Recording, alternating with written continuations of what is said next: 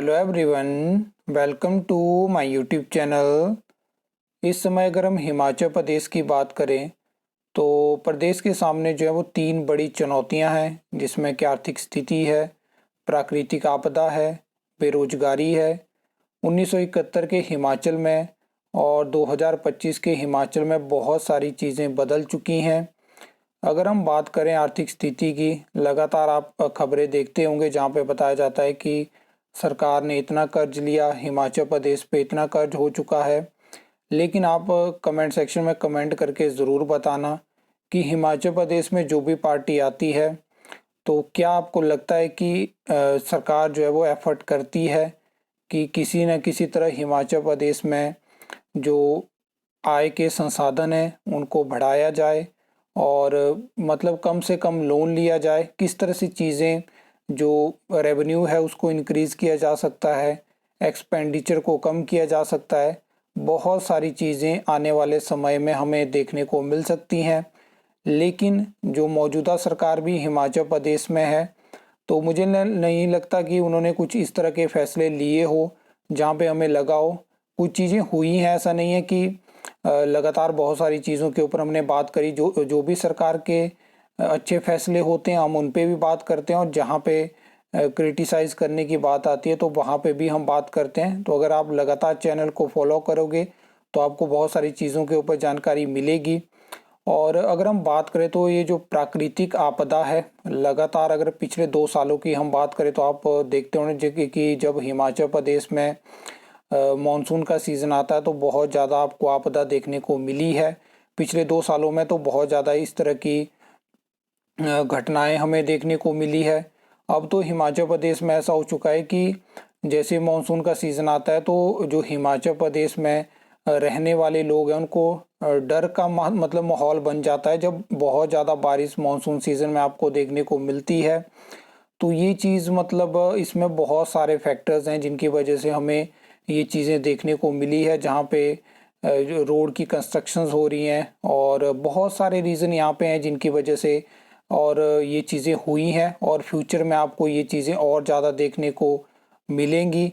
और इसमें किस तरह से सरकार अब इन चीज़ों के साथ डील करती है, क्योंकि आपको पता है कि जब आपदा आती है बहुत सारा नुकसान होता है, बहुत सारे घर तबाह हो जाते हैं, बहुत सारी गवर्नमेंट प्रॉपर्टी तबाह हो जाती है। तो इसमें किस तरह से सरकार डील करेगी, तो ये बहुत बड़ी चुनौती हिमाचल सरकार के लिए होने वाली है। और आगे जो मैं बताने वाला हूँ, बेरोजगारी, ये भी कोई एक छोटी मोटी चुनौती हिमाचल में नहीं है इस टाइम पे। और लगातार हिमाचल प्रदेश की जो बेरोजगारी दर है वो बढ़ती जा रही है। इसमें अगर हम बात करें तो पिछले 2-2.5 सालों में ऐसा हो चुका है कि जो नौकरियां हिमाचल प्रदेश में 3 से 4 हज़ार नौकरियां जो था सिर्फ रेगुलर नौकरियां दी जाती थी, आउटसोर्स को हम अलग रखेंगे। और तो वो आपको पता है कि नौकरियां हिमाचल प्रदेश में नहीं निकाली गई हैं। और लगातार क्या है कि जो हिमाचल प्रदेश के सरकारी विभाग हैं, बोर्ड है, निगम है, वहाँ पे बहुत ज़्यादा वैकेंसी है। वहाँ पे जो एम्प्लॉयज़ ऑलरेडी वर्किंग में है तो उनके ऊपर भी बर्डन रहता है। और सरकार अगर कंटिन्यू प्रोसेस के साथ रिक्रूटमेंट नहीं करेगी तो बहुत सारे सेंटर फंडेड प्रोजेक्ट होते हैं और भी स्कीम होती हैं जो कि सफ़र करती हैं, उनकी वजह से वो प्रोग्रेस नहीं हो पाती है। अब देखने वाली बात होगी कि सरकार किस तरह से रिक्रूटमेंट को हिमाचल प्रदेश में प्रोसेस करेगी। जहाँ पे एक चीज़ है कि बहुत सारे अल्टरनेट ऑप्शन की तरफ देखा गया, जहाँ पे गुजरात मॉडल को स्टडी करा गया, एनएचएम मॉडल को स्टडी किया गया। और उसके अलावा बात हुई कि आउटसोर्स बेसिस पे तो आपको पता है कि ऑलरेडी रिक्रूटमेंट सरकार करना चाह रही है, क्योंकि बहुत सारी वैकेंसी है, काम चलाना मुश्किल हो चुका है। तो जब सरकार के पास कोई ऑप्शन नहीं रहता है, आपको पता है कि आयोग का गठन हुआ था, 18 महीने से ज़्यादा का समय हो चुका है, लेकिन वहाँ से भर्तियाँ एडवर्टाइज नहीं हो पाई है। तो सरकार यहाँ पे देख रही है कि न किसी तरह पार्ट टाइम बेसिस पे रिक्रूटमेंट कर पाएँ, आउटसोर्स बेसिस पे रिक्रूटमेंट कर पाएँ। तो इस तरह से लॉन्ग टाइम में चीज़ें वर्क नहीं कर पाएंगी और रेगुलर भर्तियों की तरफ सरकार को देखना होगा।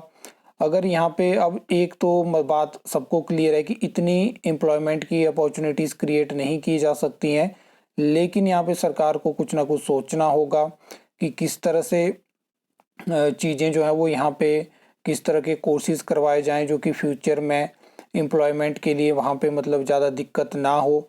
या हो सकता है कि स्टेट के बाहर अलग अलग स्टेट में कुछ इस तरह की जो कंपनीज, आपको पता है कंपनीज होती हैं, वहाँ पे किस तरह से कोर्स हिमाचल प्रदेश में लेके आए, वहाँ से फिर आगे प्लेसमेंट हमें देखने को मिले, या आउट ऑफ कंट्री जॉब्स किस तरह से दी जा सकती हैं, कौन कौन सी स्किल्स की ज़रूरत पड़ती है, उस तरह से एजुकेशन सिस्टम में बदलाव लाया जाए। तो बहुत सारी चीज़ें ऐसी हैं जहाँ से हो सकता है, लेकिन एफर्ट्स की बात है, एक सोच की बात है, और वहाँ से कुछ ना कुछ तो एम्प्लॉयमेंट जनरेट की जा सकती है। बाकी ऐसा नहीं है, वैकेंसी काफ़ी ज़्यादा है, यहाँ पे भी कुछ इस तरह की पॉलिसी सरकार ला सकती है। मतलब ये अगर सरकार सोचेगी कि रेगुलर भर्तियां हम रोकेंगे और सिर्फ आउटसोर्स भर्तियां हम करेंगे, तो वैसा नहीं चलेगा। इससे पहले क्या होता था कि पहले भी कांग्रेस की गवर्नमेंट आई है, उससे पहले बीजेपी की गवर्नमेंट थी, और कांग्रेस के बाद इस अगर सरकार से पहले बीजेपी गवर्नमेंट की बात करें तो रेगुलर हमें भर्तियां देखने को मिलती थी, साइड वाइज आउटसोर्स रिक्रूटमेंट होती रहती थी। क्योंकि सीधी बात है कि ये सिर्फ हिमाचल प्रदेश में आउटसोर्स रिक्रूटमेंट नहीं हो रही है, बाकी स्टेट में भी हो रही है। सेंट्रल फंडेड कुछ स्कीम होती है, वहाँ पे भी आउटसोर्स रिक्रूटमेंट होती है। लेकिन रेगुलर भर्तियां आप आउटसोर्स भर्तियों के लिए नहीं रोक सकते हैं, आपको वो भी कंटिन्यू रखनी होंगी। तो ये तीन बड़ी चुनौतियां हिमाचल प्रदेश के सामने इस टाइम पे हैं, और अब देखते हैं कि किस तरह से यहाँ पे हिमाचल प्रदेश की सरकार इनके साथ डील करती है। और आपको क्या लगता है जो मैंने यहाँ पे चीज़ों के ऊपर बात करी, कि आप एग्री हो या आपका कोई पर्सनल ओपिनियन है, तो आप कमेंट सेक्शन में कमेंट करके बता सकते हो। आई होप आपको ये वीडियो अच्छी लगी होगी, इन्फॉर्मेटिव लगी होगी। तो वीडियो को लाइक कमेंट शेयर कर सकते हो, चैनल को सब्सक्राइब कर सकते हो फॉर द न्यू अपडेट्स के लिए।